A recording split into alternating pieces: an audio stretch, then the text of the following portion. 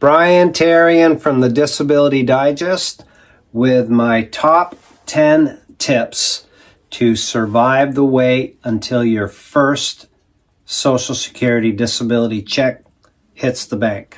Now, if you're already approved, many of these that I'm going to go over will be beneficial for you, but this is really targeted at those that are concerned about being out of work, how long it's going to take to get approved, and what you're going to do to survive the wait. So I have been helping people here at the Disability Digest for almost 2 decades, and there's 192,000 plus here.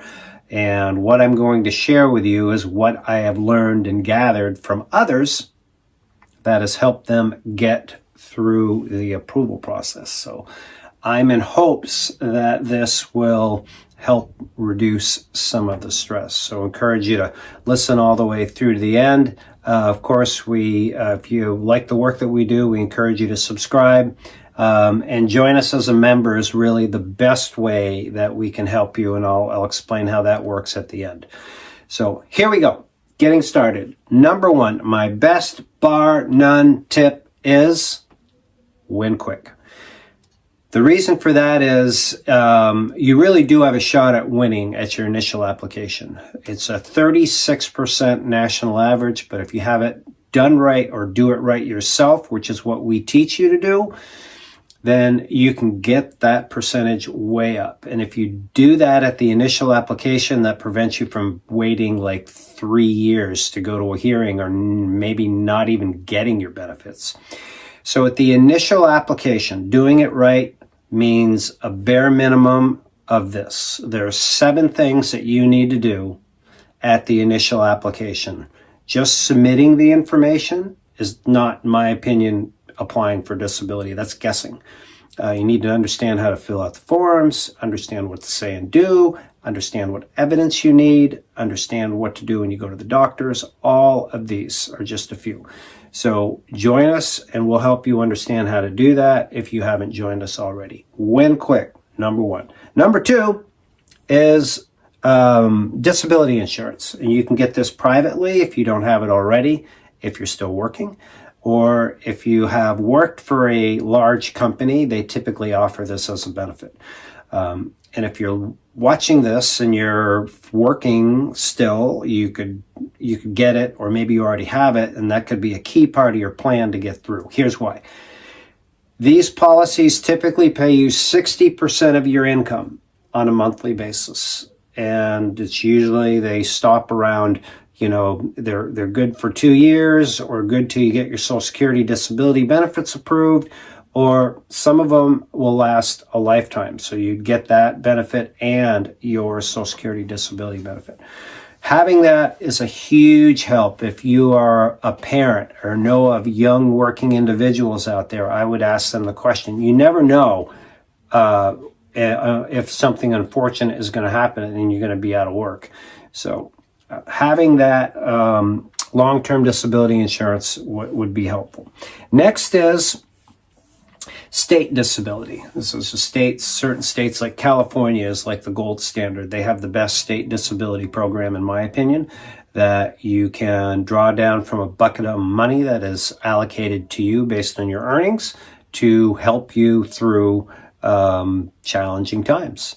So there's other states, but look at your local state and see if anything is available. Oh, by the way, I have my hat on for this because I encourage people, you got to put your thinking cap on to get through this disability approval process. Plus, I'm having a bad hair day, so got the hat on.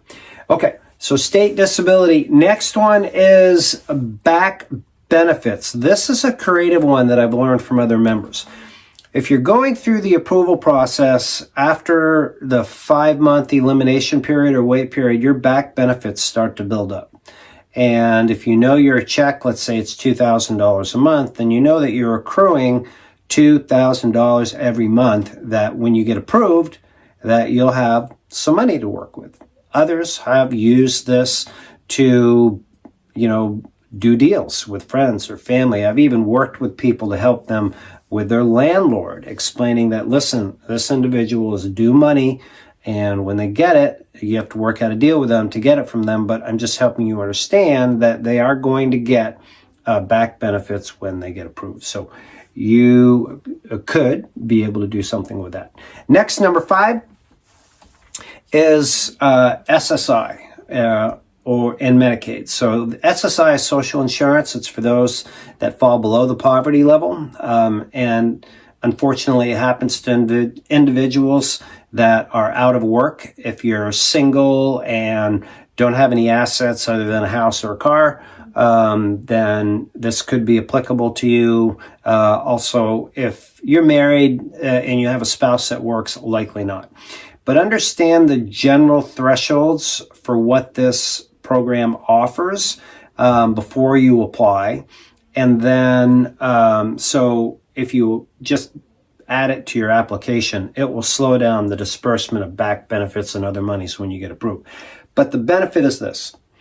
You receive possibly, likely, some monthly monies to help you survive, like $800, $900 a month, in that range, and Medicaid. So then that could help you get through the process. So look into your local state SSI and Medicaid. Next is housing. I've known members that they've just done maybe the extreme is they've just downsized. They've sold their house, liquidated, taken some money, downsized, and used that money to survive. Others have done the Airbnb type model where they've rented out a house. Others have moved in with somebody else, rented out their whole house until they get through the process. So look at your housing situation and what you might be able to do with that. Next is look at your monthly expenses. Are there things in there that you could do without, like cable packages or, maybe something to do with your telephone or your internet services? I don't know, but look at all of your expenses and look at what you can do to reduce those down to get through the approval process. Next one. If you're 62 or older applying for your Social Security disability benefits, then you could consider taking your Social Security early retirement. And you can do that at age 62, and you can also apply for disability. Here's the benefit of doing that. You would have your monthly early retirement check. Let's say that's $1,500 a month. And your disability check amount is $2,000 a month. That's about the common difference. So once your disability benefits get approved, you would move from $1,500 to $2,000 a month. So you would get that increase. The downside is if you don't win your disability case, then you're stuck with a $1,500 check. That's the risk you have to take. But if you can't work, really, then it just comes down to doing it right and proving it, generally speaking. Okay. All right. Next, this is a popular one. Working while you're going through the approval process. Social Security regulations allow you to work and be earning $1,620 or less in 2025 and still apply for disability. However, I said apply. That allows you to apply for disability, but those cases, if you're working and earning anywhere close to that, are really difficult to get approved. And the reason is you're building an argument that says you can't work, but you're working and earning some money.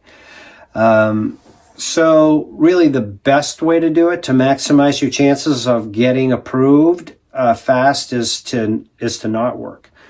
Look at returning to work part-time and earning money once you're approved. You can do that every month and keep your benefits. We teach you how to do it. And there are exceptions to the rule. I'm just giving you like the best case scenario. There are certain exceptions where if you are earning in like the hobby level of income $400 or $500 a month and you're in your 50s, then it's possible that those cases can get approved. It still has an increased degree of difficulty. Okay, number 10. This one applies to everyone. Number 10 is look local. Now, all of these topics that I've been through, the 10, if you look in the description of this video, you're going to find them. But when I say look local, we put together a list of localish resources to contact. One is there's a 211.org that you can check out and dial. That's not local, it's national. But what some of the key ones are that are local is like your Center for Independent Living. These are organizations that are government funded, offer you commonly no-cost services, and they're run by disability recipients, seniors. And you could get fuel assistance, food assistance, other, they all have their unique, different set of services that they provide. So definitely check out the Center for Independent Living. Your local cable company, you can negotiate with them and say, I'm going through the disability approval process, or anyway, get a reduction. Do that with all of your utilities. Go right through them. Department of Health and Human Services. Oftentimes there's monies that are allocated here that could provide you with possible assistance to get through the process. So those are some of the key ones that I've been through. So I've covered the 10. Again, the top one is win quick, so that you're not in this 3-year drawn out thing. All right, so here's how we can help you with all of this here at the Disability Digest. Again, thank you for watching this video. You can watch the others. That would be wonderful. But the best way that we can help you is if you join us as a member. Here's why. No cost for your membership. We're supported by ads and sponsors and services, so you can just set that aside. It allows us to provide this work to you for free. Like we're in the YouTube partnership program. Some of our videos have ads on them. But when you come to the disabilitydigest.com, there'll be a link around the video, and you click that green button. You're going to complete your profile. Now, it's that profile that helps us understand where you're at. Are you trying to get approved? Are you already approved? Have you been applied and denied? All of these different things. And then that allows us to get you the right relevant information for your needs that's going to assist you from the information perspective and support perspective to where you need to go faster. Like our disability approval course has been amazing in helping people understand and complete the 7 key things that you need to do at your initial application. So look for the link around that as well. If you know somebody else that would benefit from this, please share. That would be great. And last is this. If you have a tip that you have learned that we have not covered that would benefit others, would you please just take a moment and join us in the comments and share it, so that the next time we update this video, it could be something that we include and go from 10 to 11. That's how we end up at this point as we just continue to collect information. So I'm grateful. I hope you find this helpful. Stay tuned for more.